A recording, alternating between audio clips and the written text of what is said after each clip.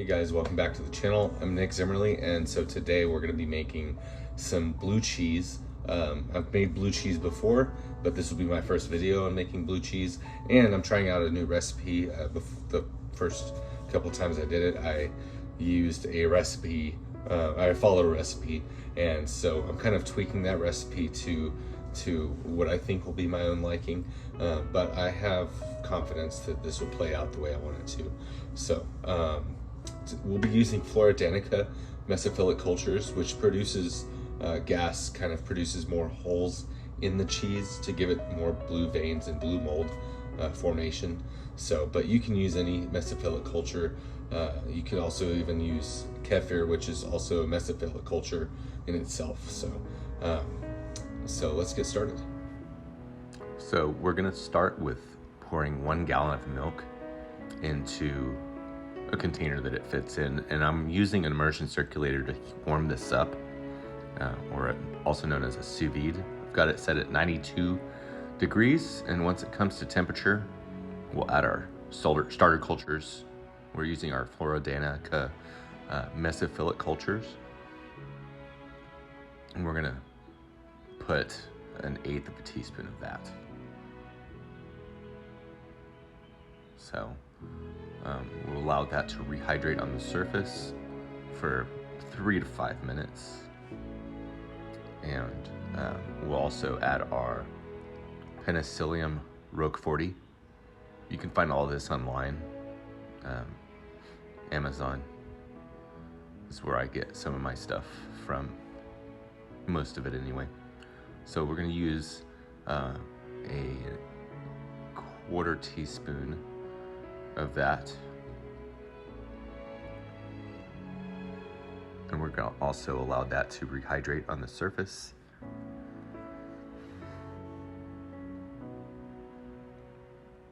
For 3 to 5 minutes, like I said.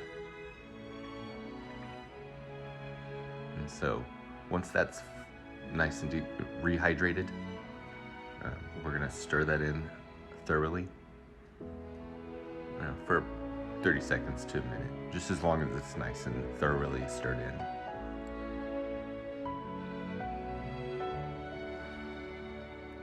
As you can see, I've sped this up.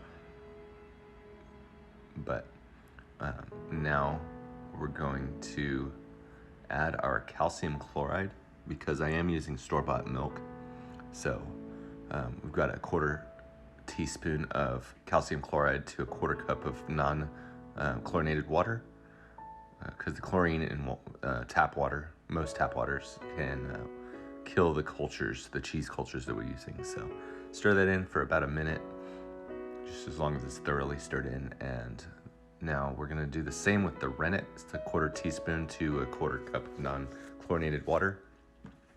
And we're gonna stir that for no longer than 1 minute, because it will start to coagulate the milk into curds pretty quickly. So if you stir too much, then you can shatter the curds and then you mess up your whole project. So no longer than a minute. And we're gonna let that set for 45 minutes to coagulate. And then we will check for a clean break in the curds after 45 minutes, which there is a clean break, but I kind of second guessed myself and checked twice. And so there is in fact a clean break, so we'll start to cut it. You're gonna do horizontal cuts and then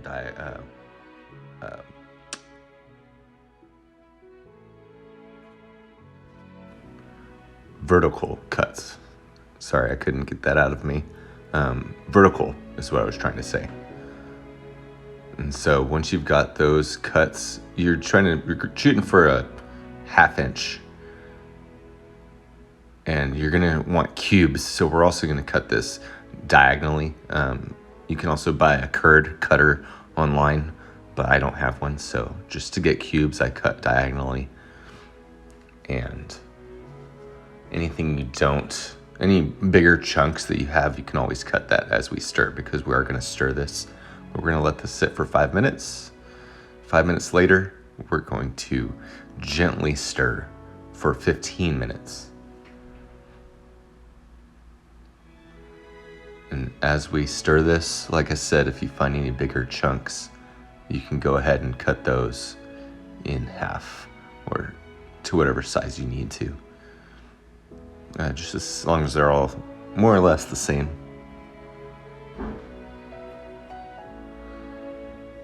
And so, like I said, we'll stir this for 15 minutes. I've sped this up a bit. And this we're maintaining the target temperature of that we've had it set to. And so this is after 15 minutes. As you can see, the curds have expelled quite a bit of whey, and that's what we want. And so we're gonna let this rest for about 10 minutes before we transfer this into our cheese mold. And so after 10 minutes, as you can see, there's some whey on the top as the curds have settled to the bottom, and we're just gonna slowly and gently transfer this over. And there's no reason to rush this, just take your time.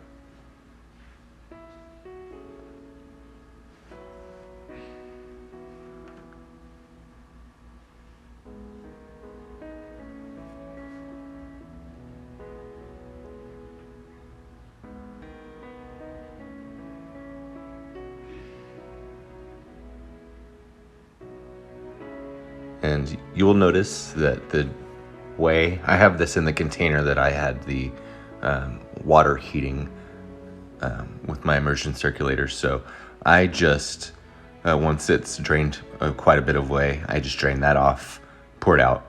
Or you can save it to make ricotta cheese if you like ricotta cheese. Or you can toss it out. It has many uses, but you don't want your cheese to sit in its own whey. So that's why I toss it out once it's reached that point.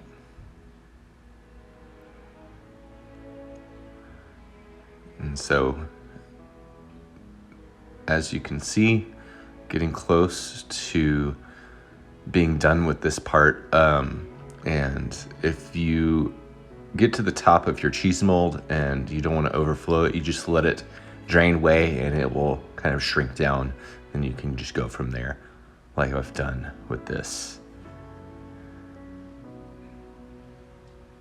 So I'm just slowly doing this. Like I said, there's no reason to rush, just so I can get every bit of curd that I can.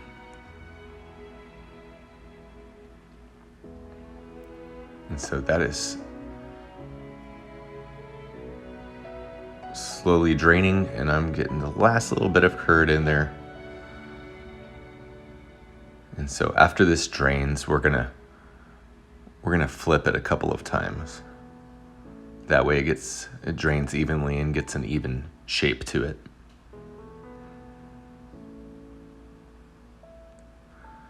So after a couple of hours of draining, I carefully take it out of my cheese mold because it's still kind of fragile at this stage.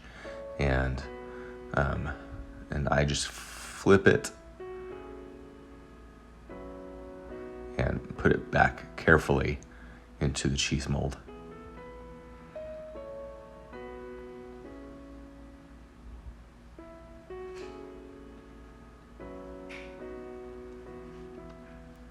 And so we're going to repeat this process again. And just, like I said, be careful not to break this, because then you have two separate masses of curd.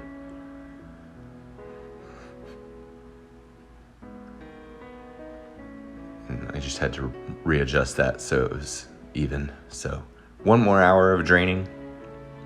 I'm gonna flip this.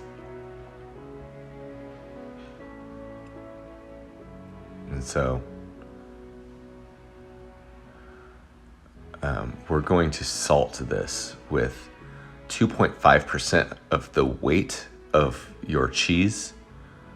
And we're going to put about 1/4 of that on the top.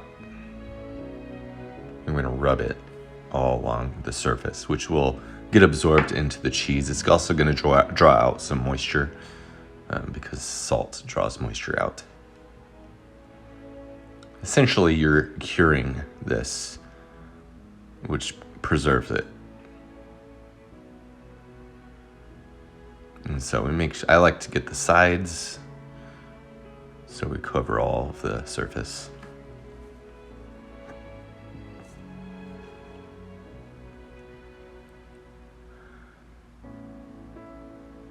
And so I put that back because it is going to drain a little bit more because the salt draws out the moisture. So I put that back in the mold to drain a little bit. And then after about an hour, I've got it flipped. And then I'm going to repeat the process. And you're going to use every bit of this salt.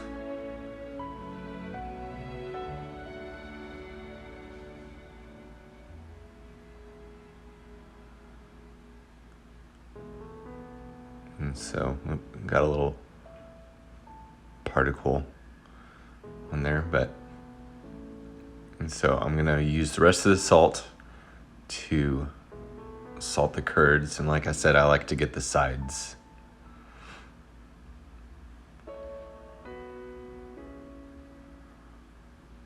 So I used another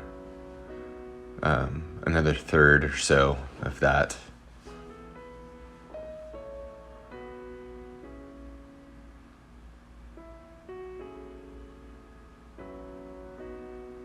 And you can see that whey that's on the bottom, and so this continues to drain just throughout this process. And so I'm just pouring the remaining salt. And then I'm going to pour the rest of what's left after that onto the sides and just make sure it's all thoroughly covered in salt. And that was 2.5% of the weight of your cheese.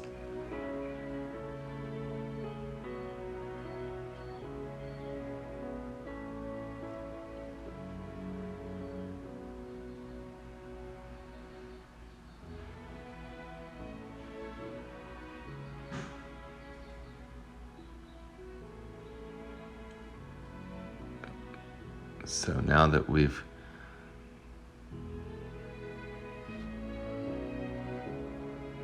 got this nice and covered with salt, this is left a little bit out there. Now that it's covered nice and all of it's covered, we will let this drain again for about an hour before we let this air dry for a couple of days.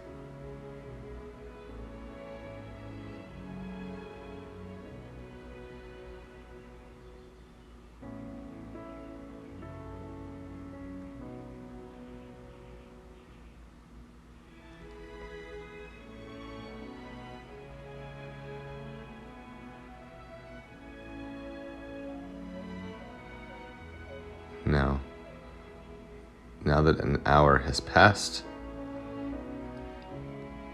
I'm going to toss out that remaining whey.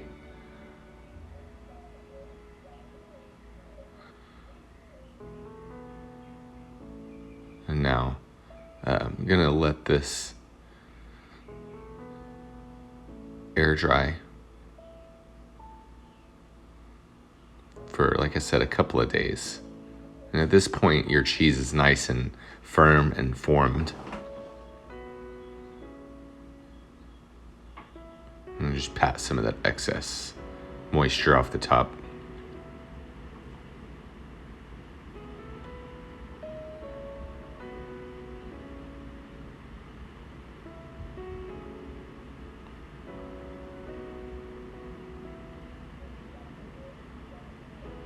And so I covered this with cheesecloth, that way no flies or anything get into it.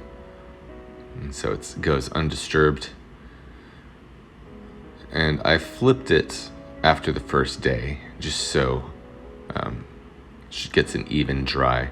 So after the 2 days of drying, I'm going to pierce it. I've sanitized my thermometer that I have, and I'm just piercing it, and just be careful not to pierce too close together because you don't want it to crack, and just be careful. I want this to turn out nice and pretty. I don't want a bunch of cracks in there for it to fall apart.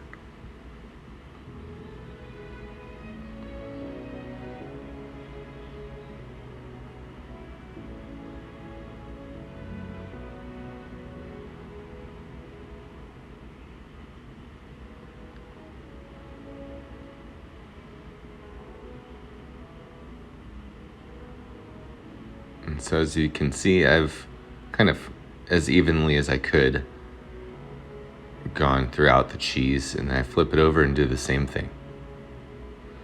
And this piercing it will give it blue veins within the cheese, as your usual blue cheese does.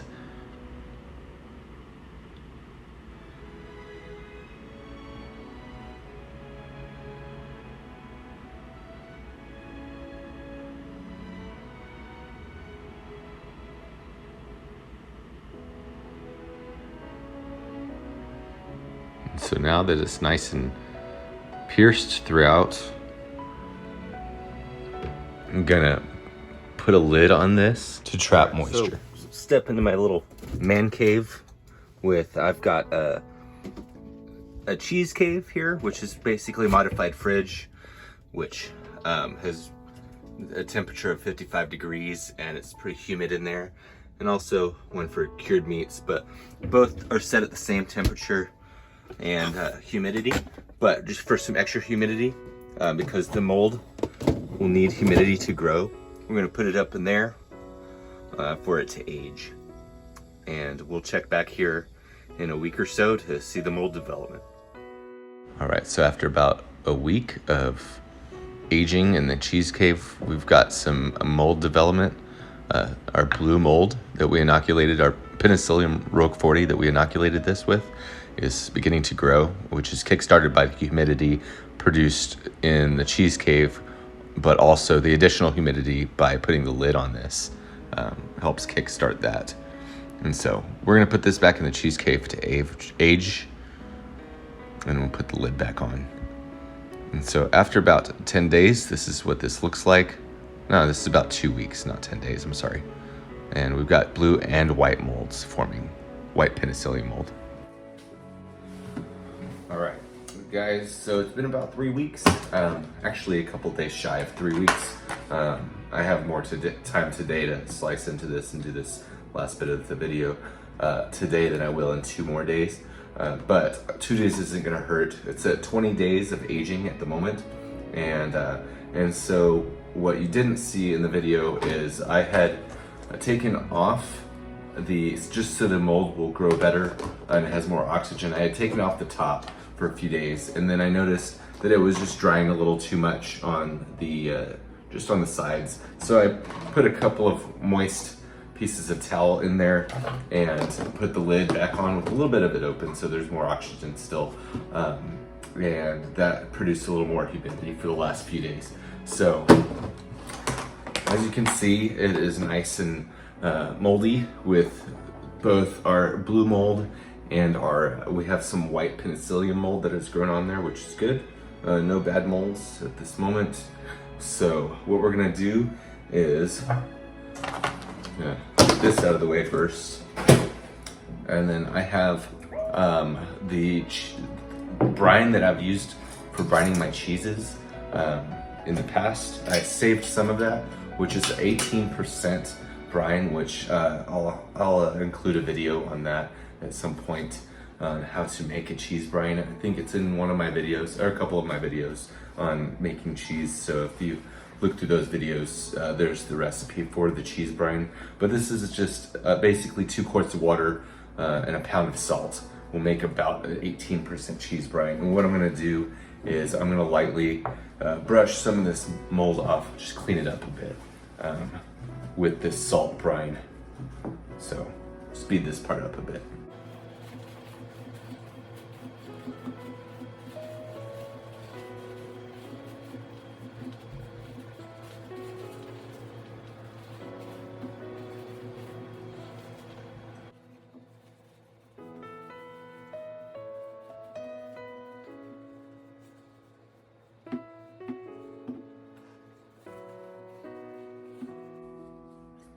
So we haven't gotten every single bit of the mold off. That's not what I was shooting for. I just wanted to clean all the fuzzies up a little bit. Plus some of that blue on the top. If you bite straight into that, that's just a little tart. So just makes for a prettier cheese. And let's hope that we have some nice blue veins in the middle. If not, that's not a big deal, but that's what I was kind of hoping for. So let's give this a little pat down with a dry towel. All right, and so let's go ahead and slice into this. So, moment of truth.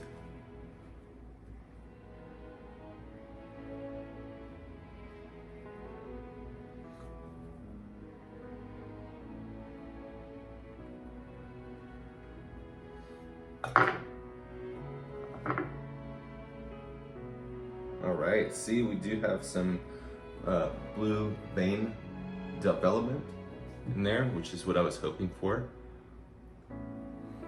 Ooh, it smells great inside. It smells kind of sharp. Let's get a little slice off of this.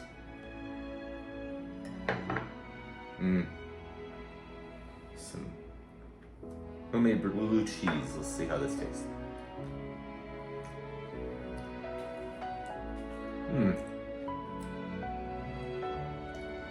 Definitely tastes like blue cheese. Not super strong.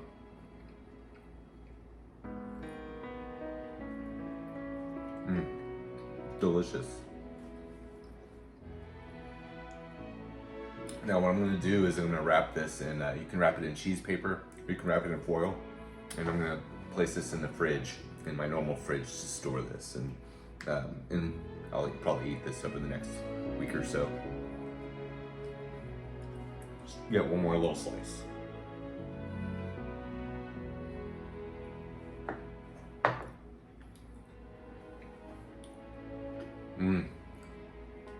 You gotta love cheese. You can't go wrong with cheese. And like I said, it's not overly funky. And if you want it to be more funky and ripened, you can let it go for a month if you'd like. But the last time I did a month, it got a little runny, and I like a nice, firm, sharp blue cheese like this.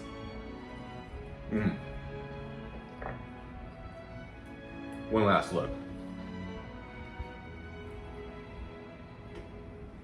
It's a beautiful cheese. Proud of this. So, if you like the recipe, you should try it out. Leave a comment. I'd love to know what you thought, and thank you for watching.